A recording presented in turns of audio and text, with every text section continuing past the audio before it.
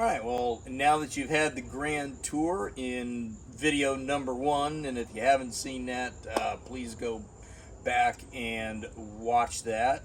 It'll be right up here someplace.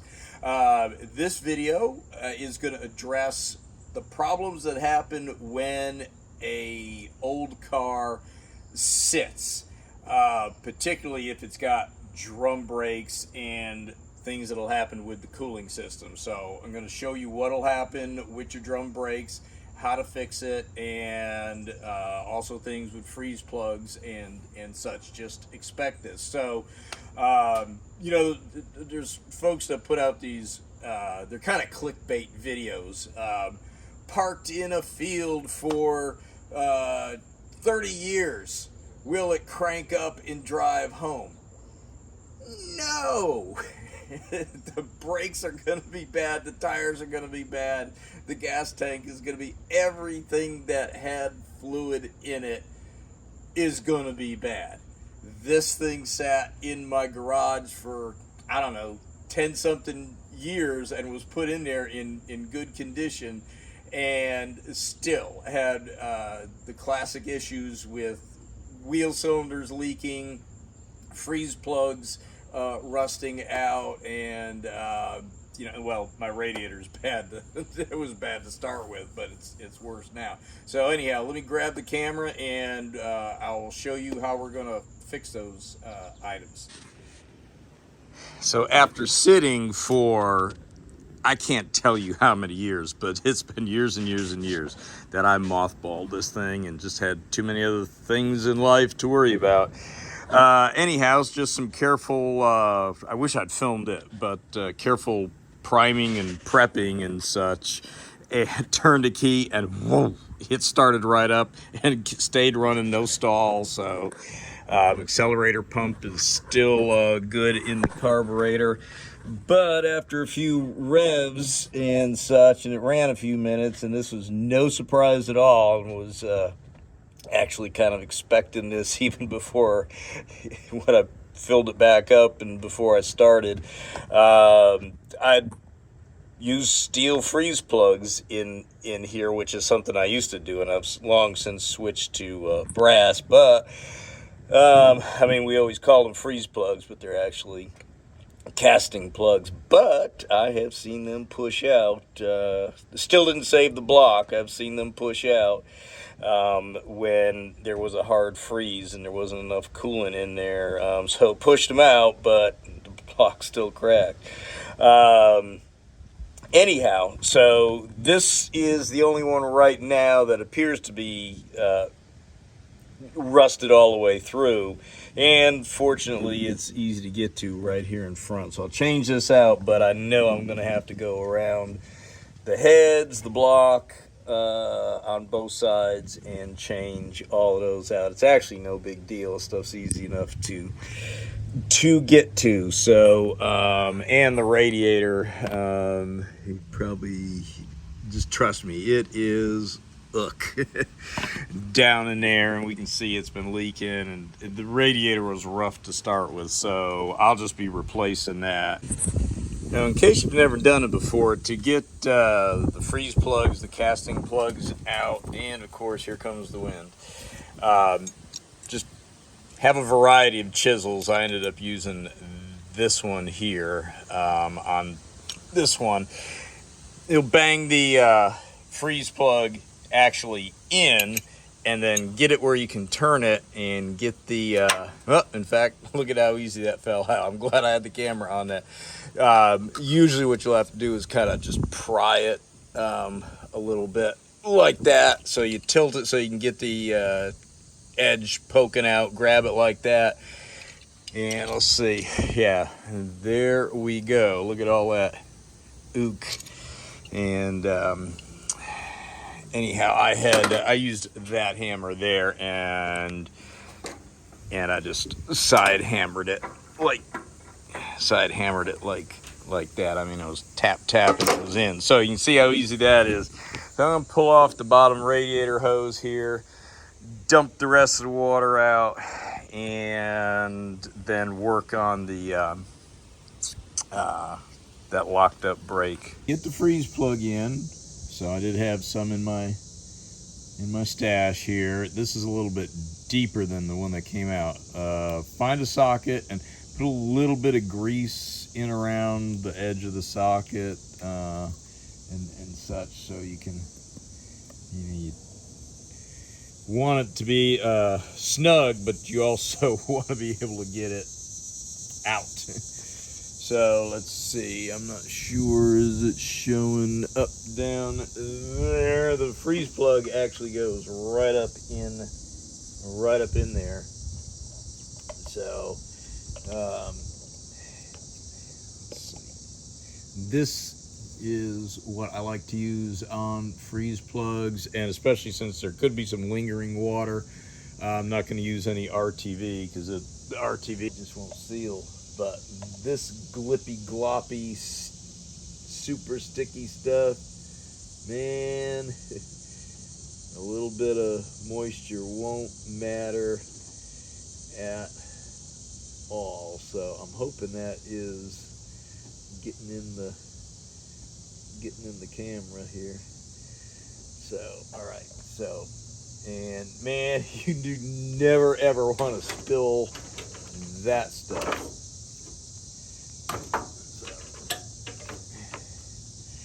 All right, so really, I bet that darn negative cable is probably absolutely exactly in my way. Let's see if we can bend it a little bit.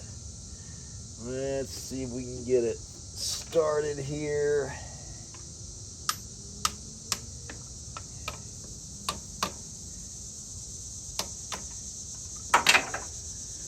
Nope. Cut. All right, well, it is up in there, the freeze plug. It did give me a little bit of fits, but as easy access as this was, it was still kind of tricky to get in just because of the distance between the frame and the angle, and I had to first use a little bit smaller socket to knock it in, get it started, and then switched over to the big one. But there it is. It is in there. Let's try to see, make sure that was, yeah, it's all the way in. It was just a glop around the outside, making it look like it was crooked or sticking out. These air cleaners, by the way, they're worth about $200, and people will try and get them for if you have one, don't sell it for less than $200. Let's see what else we got. Okay, so we got the Telltale. That is where the rear wheel on the drum brakes was locked up, and I'm surprised that was the only one. You can see its happy little skid.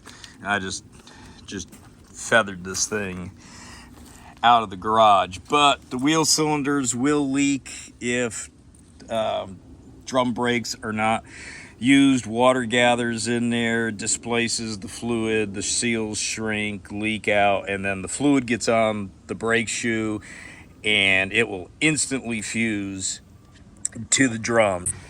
All right, so next I need to get this drum off, and you can see by the type of rust on it that it's kind of a giveaway that this vehicle was a salt belt car. I got it from, we all went up as a family in '97, wife, son, and myself, and got this from Syracuse, New York. And before that, the car spent most of its life in Boston. So neither of those places are kind to the undercarriages and nooks and crannies of these old cars. The frame is in, it is rock solid. You can see these are the original spiral shocks, and it was cool how 66 Tornados had these 4 shocks. So all of this stuff back here will be being replaced, all these lines and such. But back to this. Now with a conventional drum, and this is kind of non-conventional, by the way. It is deep dished like this in the center. Usually they're flat. You can smack it here on the flat spot, but it's going to be real hard to get a hammer in there, and then the handle is probably going to hit, right on. Well, it's got room, but if I'm not dead on hitting in there, I'm going to hit a stud. I'm going to hit this. I do have some backup sets of these, but looking in here, you can see where, see right there. This is already busted off long ago. So the natural inclination is to try and bang it off from the back, but first, if you can kind of smack it on the front. And you're just going to have to work and pry this off, because the problem is the shoe is stuck to it. And if worse comes to worse, what you have to do is where are you? Yeah, the little nail right there. A lot of times if you can ziz wheel through and get that nail off that holds the shoe, that will let the assembly start to move with the drum, and you can pry it all out. So, well, let's just see what happens. You can't really bang on this, but I should be able to get in. But this might actually let me get in there with a pry bar and start to pry it off. So let me monkey around, and I'll be back. All right. So as you can see, making progress here. You can actually see the shoe there, and what's helped is both nails have pulled loose from their retainers on the inside, so that's letting the whole assembly move, and I'll be able to work. You can actually see right there. Okay, so there's the shoe, and now the drum is finally moving beyond the shoe. Now, I ended up prying these off, but if you've got a strong enough compressor and a good air hammer, and you can throttle it down, honestly, I would have done it if I had a strong enough compressor here at the house. I would have just gone around this edge as much as I could with an air hammer. Now, mind you, this normally has a big kind of a weather cover that goes over it, but in the places where it was already busted off, an air hammer hitting on this from the back, hitting out here, would have sped this up. All right, so it's actually good that this happened. I knew I was gonna have to take these apart anyhow, with this thing sitting this long, because that's just what happens with wheel cylinders. They are just going to start to leak. So you can see how ooky that is in there, and that is just telltale brake fluid and rust. That's how that looks. But it will instantly fuse the shoes to the drums, and so again, I'm glad it happened. I get to show you how to get this apart, and if you're just careful with it, you just can't get in there and get nuts. Now what I'm going to do is, and I need to be careful because this is the bearing cap here, but see, look at that, we've just about got this off. I'm probably going to put the camera down here, but you get the idea. I'll be able to work that out of there and get this apart. Okay, yay. As you can see, I got the brake drum off, and it's no worse than any other one I've ever seen. And like I said, the thing that actually helps get them off, and I was resistant to ziz wheel those because I wasn't sure if I had the same size nails around. And right now, as I put this thing together, it's just going to go back. It's not going for any drives. It's just going back and forth in and out of the garage. But you can see the wheel cylinders leak, as I explained before, just from sitting. The water displaces the fluid from the rubber seals. The rubber seals shrink, and then the brake fluid just leaks on by. And then there's the bottom of the, you can see it just leaks on down to the bottom, and all it needs to do is make just a little bit of a revolution, and it just welds itself to the shoes. It's been sitting so long, I'm probably gonna just replace those or get some kits and rebuild them, but I'll get all new hardware for them. Everything will get bead blasted, painted, new brake shoes. All right, so now with everything out of the way, there you can exactly see what I'm talking about. It's just moisture gets in the system. These are the lowest point, and so the water collects down there and just displaces the fluid. And that is what happens. That fluid gets on the shoes, and you can see it just I don't know how it happens, but I mean, it just makes the shoes swell up, but it fuses them right to the drums. But you sand them and clean them, and sand the drums, and they'll be okay again. All right, so for those of you that have never seen anything like this before, this is what a rusty, gloppy wheel cylinder looks like that's been sitting for a long time, and the pistons are essentially kind of frozen in place. But I'll probably just blow it apart with some air, and caution and care has to be done with that. You should wear a mask, safety glasses, and you can put a clamp around the end and try to catch it, or just hold it with your hand and it'll blow it out into your hand. I've got to get that bleeder valve loose, which looks like it's crazy that it's this tiny as it is, like a 1/4 inch wrench goes on there, but I'll get that apart. The rubber cap is down there. So I do have a brake cylinder hone, which I'm not sure if it's condition right now, and if not, just some sandpaper will just clean it up. So let me get this thing apart, and we'll look at cleaning it up. Okay, rapidly running out of daylight here, so gonna try to get all this stuff back together as quickly as I can and get this started up. Anyhow, wheel cylinder is all ready to go back together. I did use the brake cylinder hone in my drill. I just used some PB Blaster in it. So to do these, well, my hand as always is in the way. So you kind of work the cup in. Remember the cup part goes towards the inside. All right, so this flat part faces out right against the piston.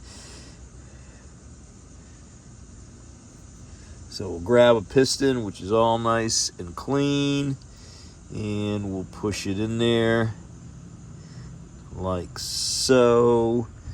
We'll grab the end cap,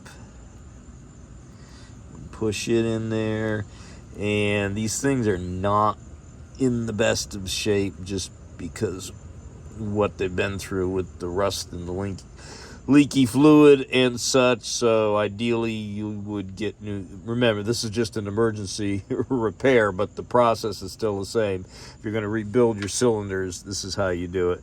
Then you put your spring section in, and then grab your other cup. Make sure it's all nice and clean. Kind of work it in like so. Grab your other piston, and you can see, look at this. This had leaked for so long. Look at what it did. The corrosion ate right through it. So I'm going to put that side facing up. Let's see. Yeah, there's up right there. All right, then we're going to push this other one in.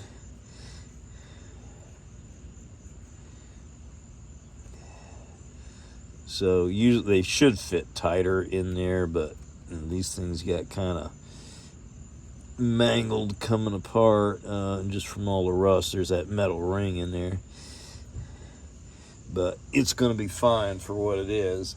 And then you just put it in and bolt it all up, and then these things here kind of keep it all together in an emergency, so it's not going to blow apart. So let me get all that stuff together and I'll be back. I'm sanding these brake shoes as I said I would do, and you can actually, they have been soaked so long with so much fluid, you can actually, I've just sanded them. Now this one I sanded a while ago, set it back in the sun. This one is just like 2 minutes ago. And we could probably sit here and, well, I'm sure there's more exciting things to do. It'd be kind of like watching grass grow, but it is actually in front of my eyes. It just kind of is sweating all of that stuff back out. And another thing to take note of, the fact that these linings are white. And I got this thing in 97, and it hadn't run from the guy I got it from since like 1980. And these are rear shoes, so they probably weren't changed as much. This is probably, and the fact it's not cracked, and this is most likely asbestos. So I am masked up while doing this. And in fact, whichever one it is, yeah, you can see down in there the now of course they always reline these things, so when you take them back in you get a core on them, but these are Delco Moraine, so they're at least original backings. So this will take a while. Almost might be worth it for me to dig through my stash and see if I got a set of these same size hanging around, because I do have a big stash of drum brake stuff. I'd really love to convert this to disc, but I think it would probably cost more than the car is worth. As good as I am with drum brakes and I understand them, yeah, I've been working on these things 40, 50 years. I hate them, to tell you the truth. Anyhow, that's what I'll have to just keep. Yeah, in fact, well, the one here, it was originally on this side when I started filming. You can see it is sweated out a bunch more, so I'm going to have to keep doing this for a while till that quits and go, there's plenty of other things to work on it, so I'll go do that. All right, so I will make another video on doing the drum brakes. I just needed to get this thing together since I am burning daylight. It's like 8:30 and gonna be getting dark soon, although I have plenty of lights I can set up. I just don't want to be doing this that late. And also just wanted to show you there's the drum all sanded, and there is that's probably, the bottom, yeah, because this was broken off part was up at the top, so yeah, that is where all the fluid had leaked down, and so we still have a nice good wheel bearing. Now normally if I had just finished a brake rebuild or just a brake job, just changing the shoes, I would do the adjustment down here. And in fact, I got this off the adjuster, so it's not gonna, because every time you back up, that's when the adjuster adjusts the brakes, and I want to keep these far away. I actually want to have a long pedal. So normally I would adjust these so the brake shoes, are out farther, so that when the drum is on there, I'll see if I can do this with one hand. Almost. Yeah, there we go. So normally, now it's not all the way in there. When it's flat, you can hear it's not touching at all. Normally what I would do is, let's see if I do it a little crooked, it'll probably do it. I'd have it so it'd be kind of making that sound and having a little bit of a drag on it. And I would, adjust it up in the air with the tire on, which is going to give it more centrifugal force. So I'd have it so the tire would spin, but you could hear it just starting to hit the shoes. I don't want to do that in this case, since I know those wheel cylinders are going to leak, and I'm just going to have to replace them. I'm not even going to rebuild them. I'm sure they're going to leak if as old as they are. Because again, right now what I'm showing you how to do is what happens when you get in a situation where the shoes are fused to the drum and you're just trying to rescue it so you can either get it down the road, or you're going to go buy an old car, or the wheels are frozen up, or it's yours and it's been sitting a long time, such as the case with this one, which is mine, and the wheel cylinders leak. So let me show you how to do a gravity bleed. It's real simple. It just works like it says. So the gravity bleed, whether it's a 66 Olds Toronado, a 83 F-150, a 74 Cutlass, it doesn't matter. A brand new GMC. What you're gonna, now I've already pre-loosened this. So with the cap off the master cylinder, it's gonna bleed a lot quicker. With the cap on, what it'll do is it'll bleed down, but then it'll suck in that little boot. So let me go open that and see if it flows anymore. You have to have fluid in the system to start with. If you've got a bone dry system, you won't be able to do this. Anyhow, let's go up here.